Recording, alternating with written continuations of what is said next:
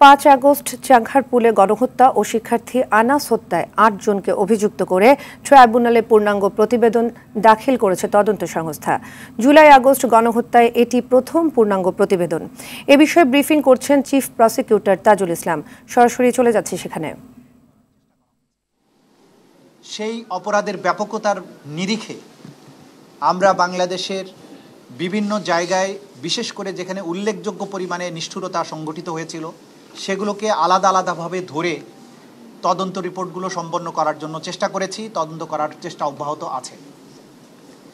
এই অপরাধের যারা মাস্টার মাইন্ড ছিলেন, যারা ক্ষমতার শীর্ষবিন্দুতে থেকে তাদের ক্ষমতায় থাকাটাকে চিরস্থায়ী করার জন্য বৈধ এবং অবৈধ প্রক্রিয়ায় তারা সরকারি বাহিনীগুলোকে ব্যবহার করে মানবতা বিরোধী অপরাধ সংগঠন করেছেন। প্রধানমন্ত্রী যিনি সেই সময় ছিলেন, তার সরাসরি নির্দেশে তার নিচের লেভেলে স্বরাষ্ট্রমন্ত্রী, পুলিশের আইজিপি, বিভিন্ন পর্যায়ের আইন শৃঙ্খলা রক্ষাকারী বাহিনীর কর্মকর্তা, বিভিন্ন বাহিনীর কিছু অফিসার, কিছু সিভিল সার্ভেন্ট, এরা এই অপরাধ সংগঠনে সরাসরি প্ল্যানিং, প্রিপারেশন, ওয়ার্ডার এবং সরাসরি সম্পৃক্ততার মাধ্যমে তাদের সম্পৃক্ততা এখানে আমাদের তদন্তে আমরা পেয়েছি। এই তদন্ত প্রক্রিয়া চলমান থাকা অবস্থায় আপনারা সবসময়, আমরা যেটা বলেছি আপনাদের কাছে, যে প্রধান আসামি শেখ হাসিনা সহ তার সুপিরিয়র কমান্ডারদের জন্য তদন্তটা আলাদাভাবে হচ্ছে।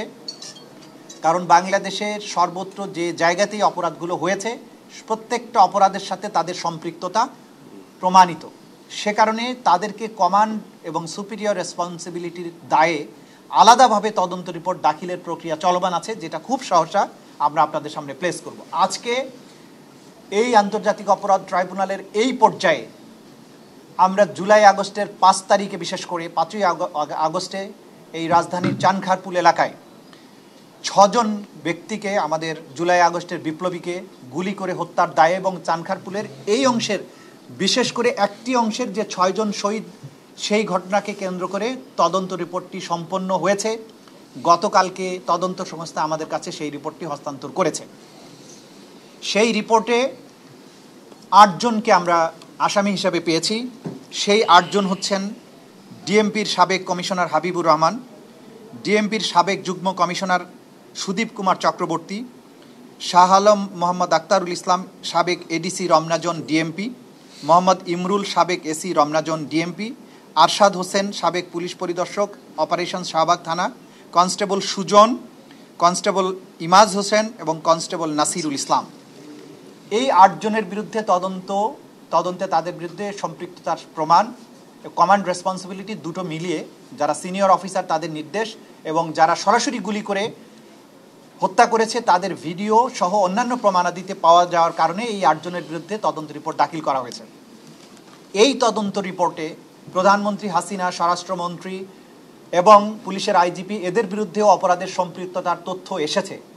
কিন্তু যেহেতু তাদের বিরুদ্ধে আলাদাভাবে তদন্ত চলমান আছে এবং সম্মিলিতভাবে তাদের বিরুদ্ধে একটাই চার্জশিট দেওয়া হবে, সেই কারণে এই চার্জশিটে তাদেরকে বিচারের জন্য উপস্থিত করানো হয়নি। তাদের জন্য আলাদাভাবে তদন্ত রিপোর্ট আসবে এবং তাদের বিরুদ্ধে সেইভাবে ফর্মাল চার্জ দাখিল করা হবে। তবে এই মামলার মধ্যেও তাদের সম্পৃক্ততার তথ্য এবং প্রমাণাদি উঠে এসেছে। এই তদন্তের জন্য আমাদের তদন্তের সময় লেগেছে 6 মাস 13 দিন, অর্থাৎ 195 দিনের মধ্যে এই তদন্ত।